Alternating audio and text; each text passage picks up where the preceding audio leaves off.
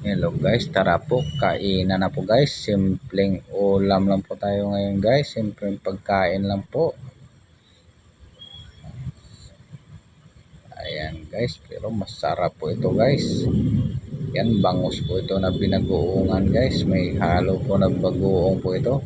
Tsaka yan, may talong pa po. Yan, luan natin ng Indian Mingo po.